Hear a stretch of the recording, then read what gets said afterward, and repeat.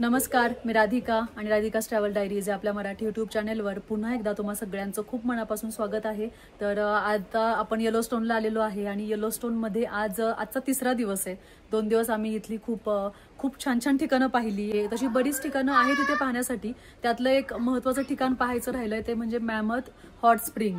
तिथे पण hot springs आहेत, पण थोडंसं त्याचं स्ट्रक्चर म्हणू शकतो थोडंसं वेगळं आहे आणि खूप छान अशी जागा आहे आणि पर्यटकांमध्ये सुद्धा खूप प्रसिद्ध अशी जागा आहे ती। तर ती जागा आता पाहणार आहे। आता सकाळचे वाजलेले आहेत 11:15 म्हणजे 11 वाजतील आम्हाला इथून निघताना।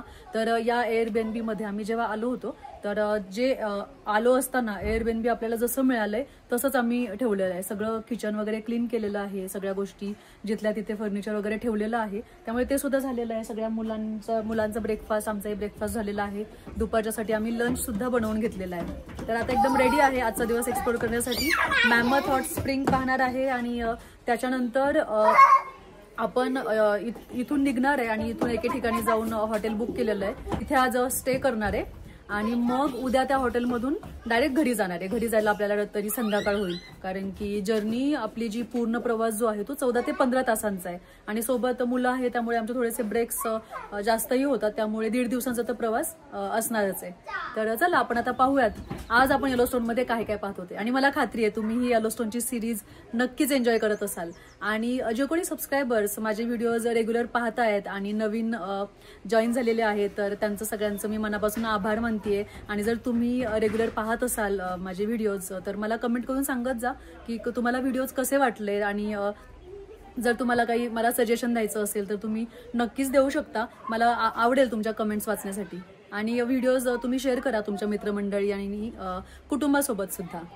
तर चला लेट्स गो, आजचा दिवस कसा जातो बघूयात। येलोस्टोनच्या रस्त्याला लागलं की असे नजारे सर्रास दिसणार। एका भल्या मोठ्या कुकरची शिट्टी झाल्यासारखं वाटतं इथे। मॅमथ हॉट स्प्रिंगला जायचंय आपल्याला, पण त्याच्या आधी आम्हाला एक स्पॉट मिळालेला आहे आणि या स्पॉटचं नाव आहे रोरिंग माउंटन। आणि रोरिंग माउंटन याच्यासाठी कारण की या माउंटनवरती मधला जो पॅच आहे त्याच्यामध्ये एक सुद्धा झाड नाहीये आणि धूर येतो त्याच्यामधून, कारण की इथे काही काही केमिकल रिॲक्शन होत आहेत। थोडं वॉल्कॅनो आहे त्याच्यामुळे झाडं तर तिथे नाहीच आहेत आणि पूर्ण पांढरा झालाय तो सरफेस, त्याच्यामुळे हे माउंटन रोरिंग माउंटन आहे। रोरिंग माउंटनची माहिती दिली आहे लिव्हिंग लँडस्केप।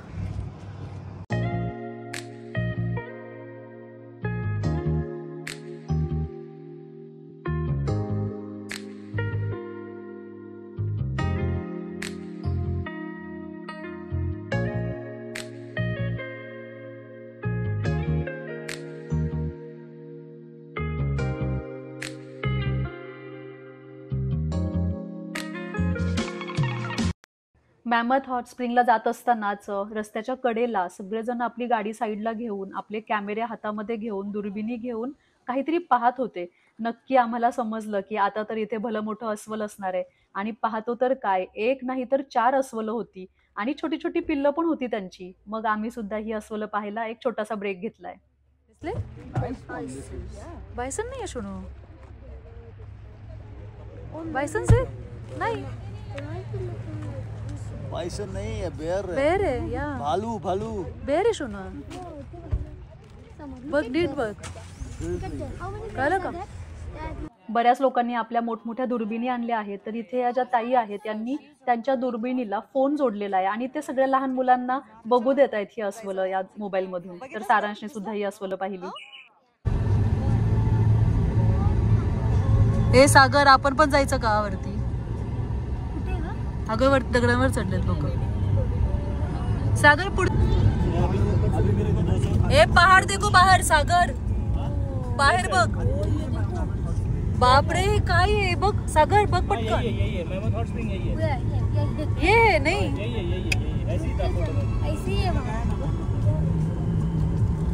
अरे भाई इतना सामने डियर यार। आता 2:30 वाजले दुपारचे आणि आपण मॅमथ हॉट स्प्रिंग पाहायला आलोय। पाठीमागचा जो डोंगर आहे हा तो त्याची बॅक साईड आहे आणि इथून पुढे वरती चालत जाऊन आपल्याला व्ह्यू दिसणार आहे। मॅमथ हॉट स्प्रिंग इथे सुद्धा हॉट स्प्रिंग आहे, सल्फरची वगैरे रिॲक्शन इथे होत असते आणि या डोंगराच्या पुढेच आम्हाला एक हरिण सुद्धा दिसलं। खूप जवळून हरिण पाहिलं आता, मोबाईलमध्ये काय कॅप्चर नाही करता। आणि ॲक्च्युली सगळंच मोबाईलमध्ये मी नाही कॅप्चर करू शकत. खूप ठिकाणी काय काय बरंच पाहिलं आहे जे मोबाईलमध्ये कॅप्चर केलेलं नाही आहे. चलो बघूयात आपण हे mammoth hot spring. Mammoth hot spring एवढं मोठं आहे हे. आणि याच्यामध्ये काय सांगितलेलं आहे हे जे या हॉट स्प्रिंग्स आहेत, ज्या हॉट स्प्रिंग्समुळे पूर्ण हे माउंटनचा रिशेप होतं, शेप त्याचा चेंज होत असतो. आणि हे जे खूप गरम पाणी आहे आतमध्ये ते वरती आल्यानंतर ना ते कॅल्शियम कार्बोनेट डिपॉझिट करतं, त्याच्यामुळे याचा कलर असा आहे. चलो बघत. आणि डेंजरस ग्राउंड इथे पण नेहमी आपल्याला जशी काळजी घ्यायची आहे तशी काळजी घ्यावी लागणार आहे. लहान मुलांना वगैरे किंवा पेट्स तर अलाउड नाही तिथे. पेट्स, सायकल, स्मोकिंग वगैरे काहीच अलाउड नाही. आणि ड्रोन तर आय थिंक ड्रोन कुठेच अलाउड नाही आहे. हां हे सगळे हाय करा. हाय चिकू. अगं चिकू कुठे आमचा? जादू झालाय चिकू. स्पंदन आलं का? इथल्या हॉट स्प्रिंग्समुळे या डोंगराचा आकार सतत बदलत राहतो. जमिनीच्या पोटामध्ये जे गरम पाणी आहे त्याचा संपर्क जेव्हा चुनखडकाशी येतो, जेव्हा त्याच्यामधून ते पाणी झिरपतं तेव्हा कॅल्शियम कार्बोनेट तयार होतं. आणि जेव्हा हे कॅल्शियम कार्बोनेट जमिनीवर येतं तेव्हा अशा चुनखडकाच्या पायऱ्यांसारखी रचना तयार होते. चुनखडक, भौगोलिक रचना या सगळ्या गोष्टी खरं तर लहान असताना भूगोलाच्या पुस्तकात शिकलेल्या आहेत आपण. पण कधीच वाटलं नव्हतं की या सगळ्या गोष्टी अशा प्रत्यक्ष पाहता येतील आणि अनुभवता येतील. पृथ्वी आपला आकार सतत बदलत असते हे ऐकूनच होते, पण इथला जो एरिया आहे तो इतका प्रचंड वेगाने बदलतो, जो बदल आपण सामान्य माणूस सुद्धा नोट करू शकतो. हे आहे मॅमथ हॉट स्प्रिंगचं मुख्य आकर्षण. आणि येलोस्टोन मधलं सुद्धा. जर गुगलवर जरी टाकलं की येलोस्टोन मधली प्रमुख ठिकाणं किंवा येलोस्टोन सर्च केलं तर हा फोटो सुद्धा आपल्याला नक्कीच पाहायला मिळेल तिथे. आणि इथे सुद्धा चुनखडक आहे आणि या सगळ्या केमिकल रिॲक्शनमुळे इतका सुंदर शेप इथल्या डोंगराला आलेला आहे. आणि असं वाटतं की पाणी वाहत होतं आणि वाहता वाहता ह्या पाण्याला कोणीतरी स्टॅच्यू म्हणलंय आणि पाणी ते फ्रीज झालंय. आणि उन्हाळा चालू आहे, हिवाळा नाही. आता जरी हा एरिया शांत दिसत असला तरी जमिनीच्या पोटामध्ये मात्र बऱ्याच गोष्टी सुरू आहेत. मॅमथ हॉट स्प्रिंगचा मुख्य पॉइंट बघून झालाय आपला. आणि थोडंसं वरती चालून गेल्यावरती एक खूप छान लँडस्केप आपल्याला पाहायला मिळणार आहे. स्प्रिंग पूर्ण पांढऱ्या कलरचा आहे. व्हाईट लँड सारांश. आणि तिकडे आपण जे बघितलं ते का सागर, तो डोंगर होता बघ, बहुतेक तो आहे. खूपच भारी आहे.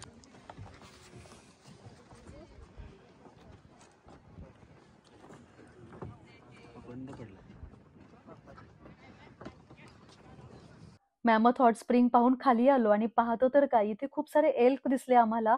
आणि हा प्रायव्हेट एरिया आहे. तर या एरियामध्ये एल्क आहेत. समोर जी एल्क आहे ती गरोदर आहे. तर खूप सारे एल्क आम्हाला एकाच वेळेला इथे पाहायला मिळाले. दुपारची वेळ आहे, निवांत बसलेत. फिरून वगैरे झालं असेल त्यांचं, जेवण सुद्धा करून झालं असेल, छान आराम करतायत निसर्गाच्या सानिध्यामध्ये.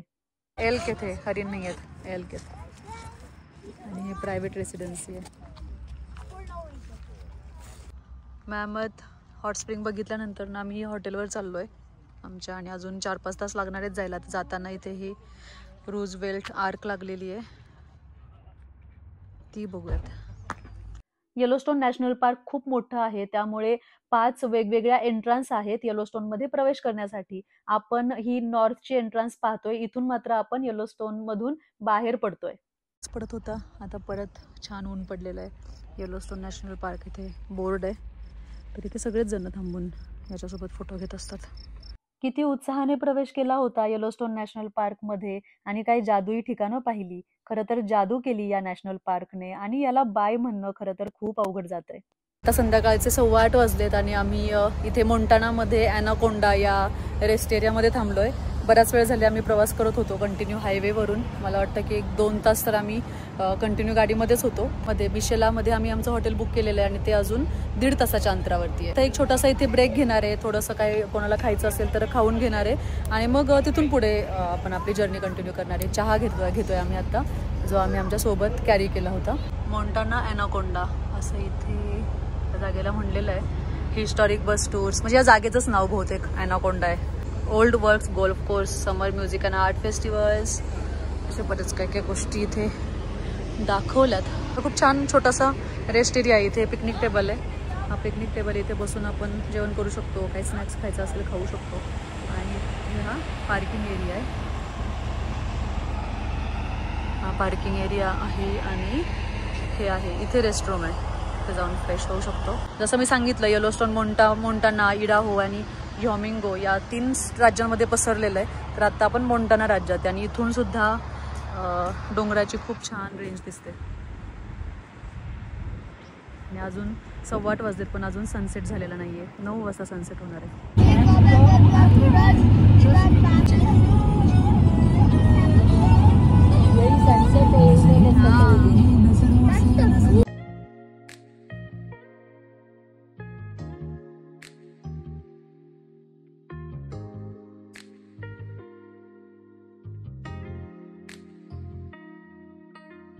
रात्रीचे 10 वाजलेत आणि आम्ही डेज इन सूट्स या हॉटेलमध्ये पोहोचलोय.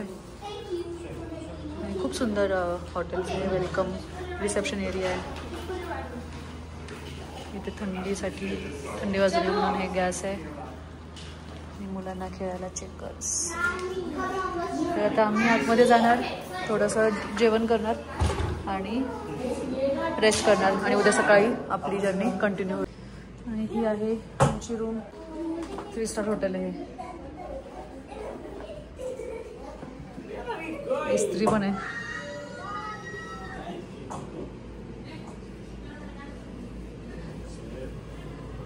Good morning. तर आता सकाळचे वाजलेले आहेत 8:15 आणि मिझोलामध्ये थांबलोय आम्ही. हे पाठीमागचं आमचं हॉटेल आहे. रेडी झालं आता, फर्स्ट करून मग निघणार आहे. हे आहे ब्रेकफास्ट.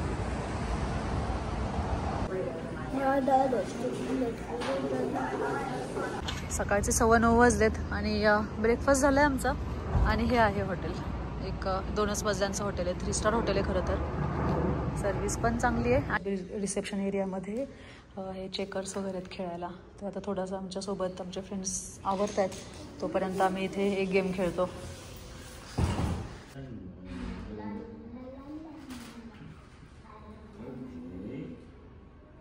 नमस्कार, मी राधिका कुलकर्णी आणि राधिका's ट्रॅव्हल डायरीज या आपल्या मराठी यूट्यूब चॅनेलवर पुन्हा एकदा तुम्हा सगळ्यांचं खूप मनापासून स्वागत आहे. तर जसं की तुम्हाला माहिती आहे की आता सध्या आपण येलोस्टोनची ट्रिप करत आहोत. तर येलोस्टोन फिरून झालेलं आहे आणि आम्ही राहतो सियाटलमध्ये. सियाटलपासून येलोस्टोनला जाण्यासाठी जवळजवळ 14 ते 15 तासांचं ड्राईव्ह आहे. खरं तर फ्लाईटसुद्धा जातात तिथे, पण फ्लाईटसुद्धा डिरेक्टली येलोस्टोनमध्ये नाही जात. इडाहोमध्ये किंवा इडाहोमध्ये बहुतेक त्याचं एअरपोर्ट आहे, पण तिथून पुढे पण तुम्हाला ड्राईव्ह करावंच लागतं.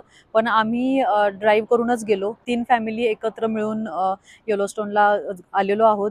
आणि खरं तर हा जो प्रवास आहे 14 तासांचा, आम्ही ब्रेक घेऊन करतोय. जसं की आता येलोस्टोनमधून निघालो तर येलोस्टोनपासून जवळ असलेलं मिझोला, 4-5 तासांच्या ड्राईव्हवरती मिझोला आहे येलोस्टोनपासून.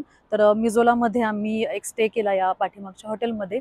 ब्रेक घेत प्रवास करतोय आणि प्रवास करताना जो रस्ता वगैरे आहे इथला खरंच खूप सुंदर आहे. सगळीकडे वेगवेगळे डोंगर इतके वेगवेगळ्या प्रकारचे पाहायला मिळाले. सगळ्या ठिकाणी, प्रत्येक ठिकाणी वेगवेगळे डोंगर आणि प्रत्येक ठिकाणी वेगळा निसर्ग पाहायला मिळाला. त्यामुळे प्रवासाचा थकवा तसा जाणवला नाही आणि सगळे एकत्र आहेत, त्याच्यामुळे मजा मस्ती करत आम्ही हा प्रवास करतोय. काल आम्हाला तर संध्याकाळी जेव्हा सूर्यास्त पाहायला मिळाला, खूप दिवसांनी सूर्यास्त पाहिला. 9:15 वाजता सूर्यास्त झाला असेल आणि पूर्ण आकाश जे आहे त्यावेळेचा जो गोल्डन आवर म्हणतो आपण त्याला, तर इतकं सुंदर आकाश दिसत होतं. गुलाबी कलरचं, त्याच्यानंतर ऑरेंज कलरचं, पिवळ्या कलरचं, इतके वेगवेगळे रंग आकाशात पाहायला मिळाले. इतकं छान वाटलं पाहून. म्हणजे मला खूप आवडतो असं निसर्ग पाहायला आणि मला भुरळ घालतो हा निसर्ग. त्याच्यामुळे माझ्यासाठी ही ट्रिप खरंच खूप अविस्मरणीय आहे आणि अशा व्ह्यूजमुळे. तर एकंदरीत खूप छान झालेली आहे ट्रिप. खूप छान छान जागा बघितल्या आणि मन भरून गेलं ह्या सगळ्या जागा बघून. आणि खूप काय म्हणू आपण, एक निसर्गाचा चमत्कार बघून जे तृप्त होणं म्हणतात, तर तसं झालंय. आणि मुलांनी सुद्धा मजा केली आणि आमच्या फॅमिली सोबत असल्यामुळे मुलं सुद्धा खूप छान एन्जॉय करत होते आणि त्यांना सुद्धा खूप छान छान उत्सुकता वाटत होती की का येलोस्टोनमध्ये जसं गिझर्स असतात तर ते का असतात, का असू शकतात, काय केमिकल रिॲक्शन होत असेल एखाद्या ठिकाणी. जर प्रत्येक जसं ओल्ड फेथफुलला प्रत्येक 90 मिनिटांनी केमिकल रिॲक्शन होत होती. त्याच्यानंतर पाण्याचं जे स्प्रिंग होतं ते प्रत्येक 90 मिनिटांनी मोठमोठे कारंजासारखं ते बाहेर येत होतं. तर काय चाललं असेल जमिनीच्या पोटामध्ये की बरोबर त्या वेळेला असं मोठा स्प्रिंग बाहेर येतं, ते वॉटर स्प्रिंग बाहेर येतं. ते खरं तर खूप इंटरेस्टिंग आहे ते वाचण्यासाठी सुद्धा. मी सुद्धा याच्यावरती नक्कीच थोडंसं अजून वाचण्याचा आणि अजून काही जाणून घ्यायचा प्रयत्न करेल. पण खूपच छान वाटलं. तर ही जर्नी आपण आता कंटिन्यू करतोय. आता वाजलेलेत सकाळचे 10 वाजत आलेत. आता इथून निघणार आहे आणि इथून आपल्याला अजून 8 तासांचा प्रवास करायचा आहे. तर 8 तासांचा प्रवास सुद्धा आता घरी जायची थोडीशी ओढ आहे. पण 8 तासाचा जो प्रवास असणार आहे त्याच्यामध्ये सुद्धा खूप सिनिक ड्राईव्ह आहे, खूप छान रस्ता असणार आहे ड्राईव्ह करण्यासाठी. आणि जाताना एके ठिकाणी आता आम्ही जर तुम्ही बघितलं असेल, आम्ही आल्यापासून आम्ही बाहेर खाल्लेलंच नाहीये. सगळं एकतर आम्ही घरी बनवलेलं आहे. येलोस्टोन मध्ये त्यांनी कमर्शियलाइज काहीच केलेलं नाही. कोणत्याही टुरिस्ट ठिकाणावर तुम्हाला साधी कॉफी सुद्धा मिळणार नाही. खूप कमी ठिकाणी चहा आणि कॉफीची पण सोय आहे. आणि जरी असेल तरी छोटंसंच एकदम रेस्टॉरंट, खूप मोठं आलिशान असं रेस्टॉरंट नाहीये, कमर्शियलाइज नाहीये येलोस्टोन. तर आम्ही सगळं जेवण आम्ही मध्ये आम्ही स्वतःचं जेवण स्वतः बनवलं.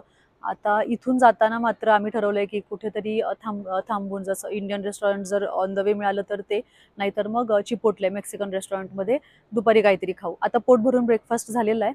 सो चलो बघूयात आजची ही जर्नी कशी होते. Let's go. आता आम्ही आमच्या बॅग्स बाहेर घेतोय आणि बॅगच्या ऐवजी कोण बसलंय याच्यावर? सगळ्यांना गाडीत टाका चला. सारांश पुश करतोय.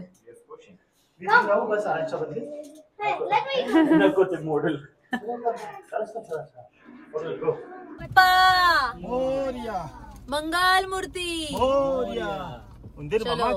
जय.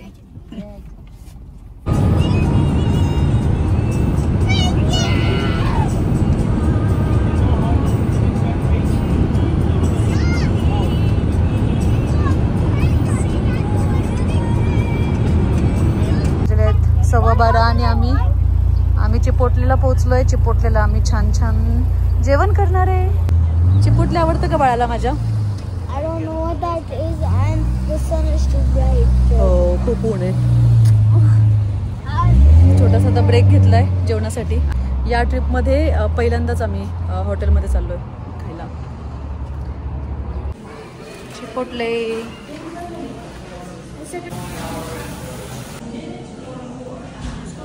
या साड्यांसाठी आम्ही ही डिश पहिल्यांदा ऑर्डर केली आहे कसेटला. आणि आम्ही रेग्युलर घेतो राईस, राजमा वगैरे व्हेज डिश.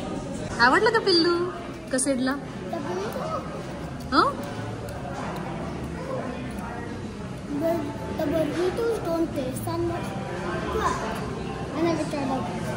चीज नाही, राईस खाऊन बघ. राईस कसं वाटतं? राईस का? जेवण करून झालेलं आहे आमचं छान. आणि आता आम्ही निघालोय चिपोटलेमधून. वाजले दुपारचे 2:30. जेट, प्रायव्हेट जेट आहे. खूप जवळून दिसतंय. आम्ही रेस्ट एरियाला थांबलोय आणि मगचपासून फक्त ते फेऱ्या मारले. हात करा सगळे.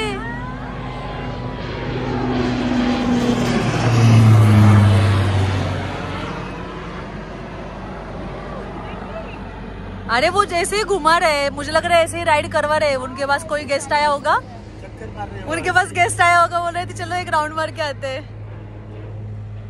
इधर शायद है ना, ये है. हम वही बोल रहे हैं और नीचे से आ रहे हैं.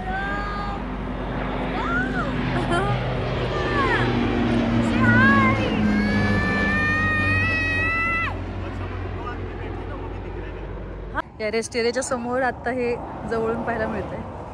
हे जे आहे ना मशीन, ते शेतामध्ये पाणी देण्यासाठी आहे आणि खूप ठिकाणी हे मशीन आहे. इथे छोटासा रेस्ट एरिया आहे आणि इथे रेस्टरूम्स आहेत आणि इथे समोर पिकनिक टेबल आहे. काही खायचं वगैरे असेल तर थांबू शकतो. 4 वाजलेत आणि आम्ही छोटासा ब्रेक घेतला. आता इथून आम्ही डायरेक्ट घरी जाणार आहे. कुठे थांबणार नाही. आता सगळे कंटाळलेत आणि उद्यापासून ऑफिस वगैरे सुरू होईल. एक तरी 2 तास आहेत अजून घरी पोहोचायला. आता आम्ही निघालो आहेत. आम्हाला ऑन द वे असं इथे एक व्ह्यू पॉईंट दिसलाय आणि अगदी रस्त्याच्या कडेलाच आहे, त्यामुळे जास्त काही चालायचं नाहीये. मग आम्ही इथे गाडी पार्क केलेली आहे आणि जो मागे दिसतोय तो व्ह्यू पॉईंट आहे. तर थोडंसं चालत जाऊन व्ह्यू बघायचा आहे. खाली कोणती तरी एक नदी वाहती असं आम्ही लांबून बघितलं. तर मग थोडा वेळ इथे थांबलोय व्ह्यू पाहण्यासाठी. नाहीतर आमचा थांबायचा आज काही असा प्लॅन नव्हता. बघूयात व्ह्यू कसा आहे ते. आणि आत्ता वाजलेले आहेत 4:30. तरी पण खूप ऊन आहे, कडक ऊन आहे. हा आहे व्ह्यू. व्ह्यू म्हणजे तिथे चालत चाललो आता. नदी वाहती आहे आणि वरती सगळं उंचावरती आलं होतं. आणि हा ट्रेल जातोय, ट्रेल केलेला आहे. या ट्रेलने चालत जाऊन बघू शकतो. चला चला पटापट पटापट चिकू. अरे वा, दुर्बीण आणली होती याने. नाही मग आता त्या व्हॅन मधले होते ना त्यांनी दिली. अरे बापरे, ते म्हणले तुमच्या मुलाला आवडेल. वा वा वा, खरंच सिरियसली. अरे वा, चल फ्रेंड्स, तुला दुर्बीण. हो चांगली नवीन दुर्बीण आहे. तुला तू त्यांना थँक्यू बोलला का बाळा? पार्किंग मध्ये जी व्हॅन होती त्यांनी सारांशला बघितलं आणि त्यांच्याकडे छोटीशी दाखव बा दुर्बीण. दाखव दाखव कृष्ण. ही दुर्बीण होती, नवीनच दुर्बीण एकदम. तर त्यांनी त्याच्यासाठी दिली की त्याला यूज होईल, त्याला आवडेल.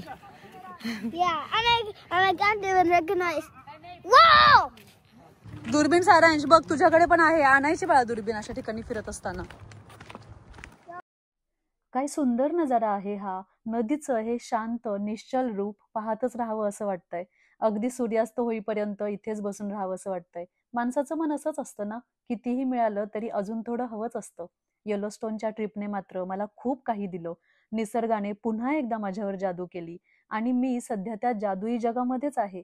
आत्ताच्या माझ्या या भावना जशाच्या तशा शब्दात मांडणं मला नाही जमणार. शब्द कमी पडतायत माझ्याकडे. आज मला फक्त कृतज्ञता व्यक्त करायची आहे. मी देवाची खूप आभारी आहे की मला हा अद्भुत निसर्ग पाहता आला, अनुभवता आला, जगता आला.